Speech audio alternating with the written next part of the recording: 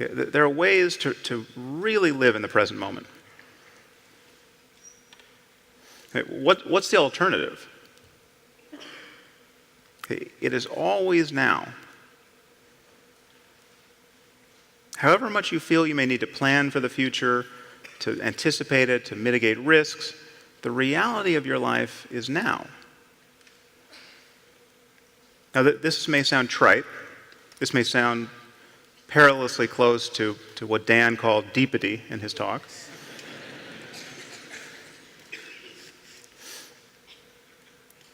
But it's the truth. It's not quite true as a matter of physics. In fact, there is no now that encompasses the entire universe. You can't talk of an event being simultaneously occurring here and one at the same moment occurring in Andromeda. The truth is, now is not even well defined as a matter of neurology, because we know that inputs to the brain come at different moments, and that consciousness is built upon layers of inputs whose timings have to be different.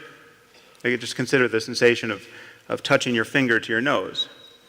It seems simultaneous as a matter of conscious experience, but we know that the input from the finger to sensory cortex must take longer than the input from your nose. And this is true no matter how short your arms or long your nose. So the brain buffers these inputs in some way in memory and then promotes the seeming simultaneity to consciousness. And so our conscious awareness of the present moment is, in some relevant sense, already a memory. But as a matter of conscious experience, the reality of your life is always now. And I think this is a liberating truth about the nature of the human mind. In fact, I think there's probably nothing more important to understand about your mind than that, if you want to be happy in this world. The past is a memory. It's a thought arising in the present. The future is merely anticipated. It is another thought arising now. Okay, what we truly have is this moment and this. And we spend most of our lives forgetting this truth, repudiating it, fleeing it, overlooking it. And the horror is that we succeed. We manage to never really connect with the present moment and find fulfillment there because we are continually hoping to become happy in the future. And the future never arrives. Now, even when we think we're in the present moment, we're in very subtle ways always looking over its shoulder, anticipating what's coming next. We are always solving a problem. And it's possible to simply drop your problem, if only for a moment, and enjoy whatever is true of your life in the present. Now, again, as you can see, the line between timeless wisdom and banality is a little difficult to find. And I'm a little worried that some of you have begun to gag on what seems like New Age pablum. And you must know that I don't want to stand in front of 4,000 atheists and do my best impression of Lao Tzu. But if I'm going to talk about this crucial point, I do have to say a few things that you've probably heard before and probably dismissed because it came bundled with religious metaphysics and superstition. This is not a matter of new information or more information. It requires a change in attitude. It requires a change in the attentiveness you pay to your experience in the present moment. Now, of course, when we talk about conscious experience, we're once again talking about death, because if consciousness is just arising, dependent upon the brain, then death is real, and every religion ever devised is false. And needless to say, most people are walking around with an intuition that that's not true, that consciousness is in some sense independent of the body. Now, there are are very good reasons to doubt that intuition, of course.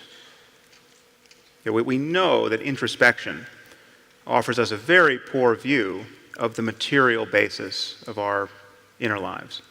There are 100 billion neurons in the brain. Okay, there are more, each making thousands of connections to other cells. There are more connections in a single cubic centimeter of brain tissue than stars in our galaxy. And yet our inner experience offers absolutely no clue that this is the case. And so we're not just slightly out of touch with the material basis of our inner lives, we're completely out of touch with it. I mean, I actually think about the human brain a fair amount, but it almost never occurs to me that I actually have one. So we have a very limited view of what's going on. We're subjectively unaware of most of what our minds are doing. And yet when we think about what matters is consciousness and its contents. Okay, consciousness is everything. Our experience of the world, the experience of those we care about, is a matter of consciousness and its contents. So whatever the origins of consciousness, the most important question for us is how can we truly be fulfilled in life? How can we create lives that are truly worth living, given that these lives come to an end? We're all in the business of seeking fulfillment and relief from suffering. I mean, this is not to say that we want mere pleasure or the easiest possible life. That much of what we want in life, much of what we want to experience, entails struggle, and many of us learn to enjoy the struggle itself in some measure. Any athlete knows that there's certain kinds of pain that are actually pleasurable. If the burn of lifting weights was actually the symptom of a disease, it would be intolerable. But because it's happening in the context of a strenuous exercise and progress there, most people learn to enjoy it. So the conceptual lens through which we view even very intense sensation largely determines how we feel about it. And this is one of the many ways in which our thinking about experience changes the character of experience. So the frame we put around the present moment is important and largely determines our experience of it. But it seems possible, in fact, to experience life more nakedly than this, to experience it without an obvious frame. To pay attention to the present moment closely enough so that you're not doing anything to it. And there are techniques for doing this. So I want to try a little experiment with you. So please close your eyes. And you might want to adjust your posture so that you're comfortable sitting.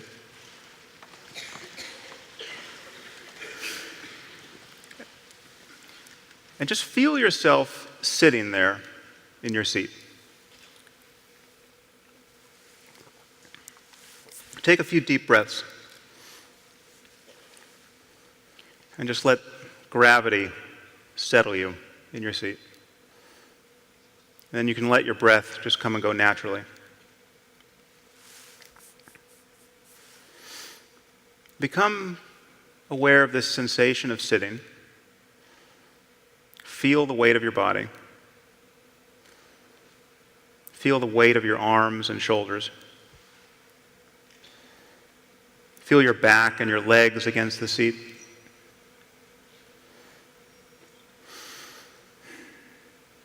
And just notice your body however it appears, whatever sensations you notice. Sensations of pressure or vibration or warmth, tension, aching, whatever arises.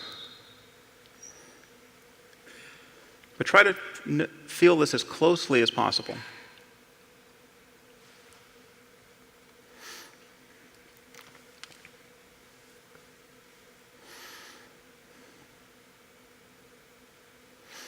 Now gradually become aware of the sensation of breathing. wherever you happen to feel it, either at the tip of the nose or the rising and falling of your chest or the rising and falling of your abdomen. Just pay attention to the sensations associated with each inhalation and each exhalation.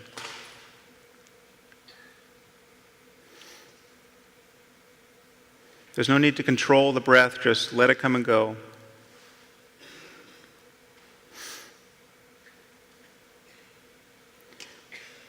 See if you can feel the next inhalation from the moment it arises, and just cover it until the moment it stops.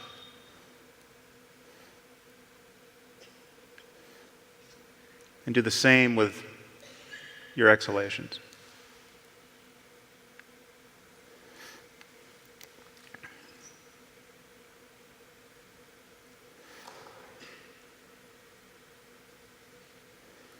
Listen to the sounds in the room. Just let your mind now be the open space in which sounds and sensations arise.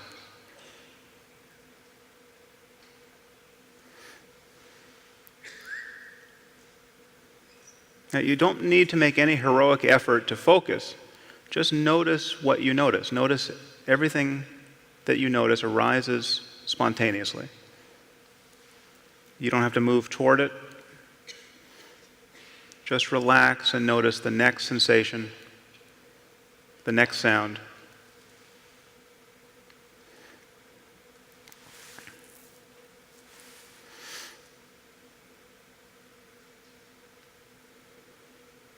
Now see if you can pay even closer attention. There's a layer of concepts here that you can get behind.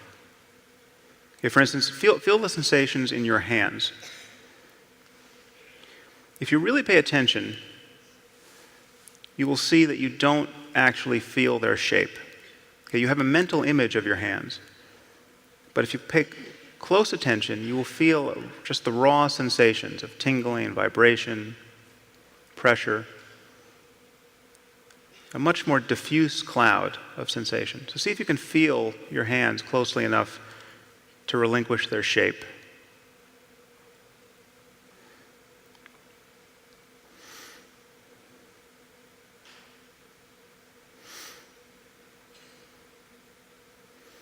So too with the rest of your body. See if you can just let it dissolve into a cloud of sensation. Just be the space in which each new raw sensation arises.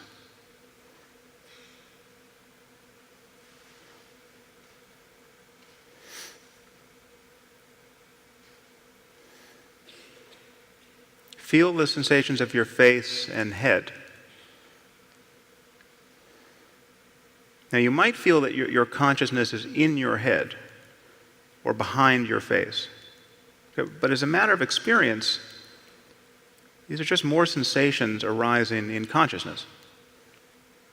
The only evidence of your face and head is as sensation arising in consciousness at this moment.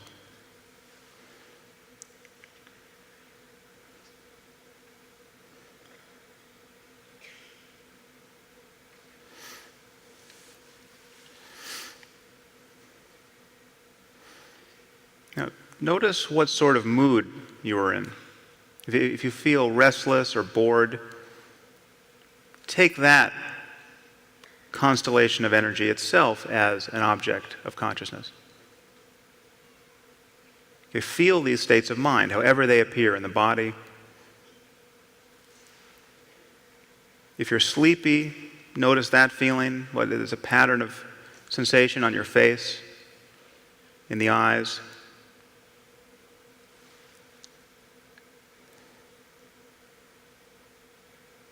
So sounds and sensations and feelings are just announcing this open space of consciousness.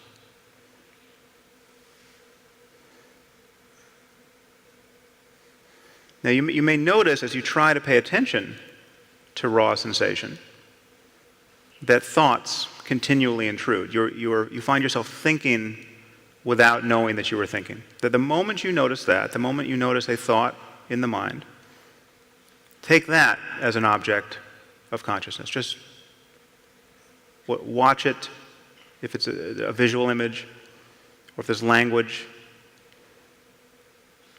and then come back to sensations and sounds.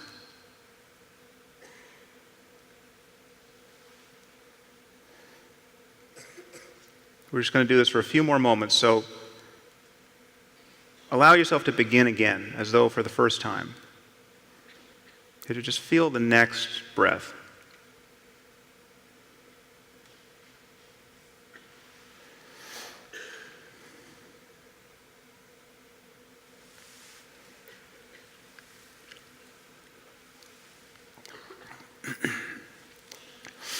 Okay, so now you can open your eyes. Now, it's easy to feel when you open your eyes that something has fundamentally changed. You know, a moment ago you seemed to be kind of in your head, focusing on your inner experience, but now you open your eyes and you're out in the world again. But nothing has fundamentally changed. I mean, the world you see with your open eyes is in the same place you were with your eyes closed. This is consciousness. Okay, I'm not saying the world isn't real, but as a matter of your experience, it's more accurate to say that I and everyone here are in your consciousness than that your consciousness is in this room. As a matter of experience. I mean, here's one way you can see that. Just visualize a diamond, but this size between my two hands. You just project it there. Now, depending on your powers of visualization, I should appear to be very, very rich. Even if you're bad at this, you probably can project something. Something changes when I ask you to do this. Change it to a tomato. Okay, can I see a show of hands? How many people have something change as a visual percept when you project here? How many of you have absolutely no idea what I'm talking about? Yeah. Okay, I am in your brain right now. Okay, everyone here is in your brain. Because I am pinching your brain. I mean, this is consciousness pinching consciousness. Whatever you can possibly notice in your body, in your mind, in the world, has only one place to appear: in your conscious experience. Now, I'm not saying this is all just a dream, but as a neurological matter, it is very much like a dream. It is a dream that is constrained by inputs from the external world. And the dreams we call dreams at night are dreams that are not constrained by the external world. And that's why you seem to be able to get away with everything. But your mind is all you have. Okay, it's all you've ever had. It's all you have to offer other people. Okay, and this might sound callous to say when there may be many other aspects of your life that seem in need of being addressed. When you're struggling to find a career, or you're sick. But it's still true. I mean, if you're perpetually angry and depressed and confused and unloving, it doesn't matter how much success you have or who is in your life, you're not going to enjoy any of it. I suspect you could all make a list of things you want to accomplish, of things that really need to be changed about your life. What is the significance of everything on that list? Each thing on that list seems to promise that if you could only do it, you would have reason to just be happy in the present moment. We are all trying to find a path back to the present moment, and good enough reason to just be happy here. And the practice of meditation I just showed you, often called mindfulness meditation, is just a trick for doing that. It's a trick for setting aside your to-do list, if only for a few moments, and actually locate a feeling of fulfillment in the present.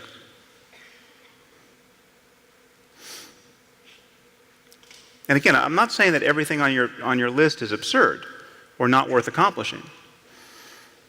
But how dissatisfied with the present do you have to be in order to prepare a satisfying future? How neurotic do you have to be? How unhappy do you have to be? How much stress do you have to feel? How unpleasant do you have to be for other people to be around? But if you're constantly ruminating about what you just did or what you should have done or what you would have done if you only had the chance, you will miss your life. You'll fail to connect with it. You'll fail to connect with other people. I mean, when other people talk, you'll be waiting for them to shut up so that you can say what's on your mind to say. I mean, even when you don't have an opportunity to talk, in a moment like this, when you just need to listen, the conversation as an automaticity continues. You have a voice in your head that keeps saying things. Haven't you noticed? The conversation we have with ourselves every minute of the day comes at a cost. I'm not saying that discursive thought is not necessary or useful, but it is the mechanism by which most of our suffering is inflicted, the sorrow and the self-doubt and the anxiety and the fear, and yes, the fear of death. Thinking is useful, but being perpetually lost in thought isn't. Okay, being the mere hostage of the next thought that comes careening into consciousness isn't useful.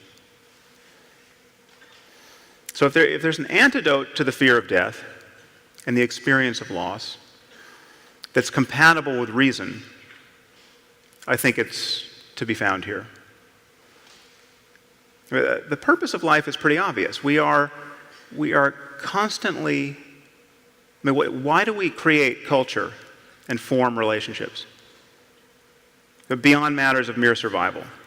Okay, we are constantly trying to create and repair a world that our minds want to be in.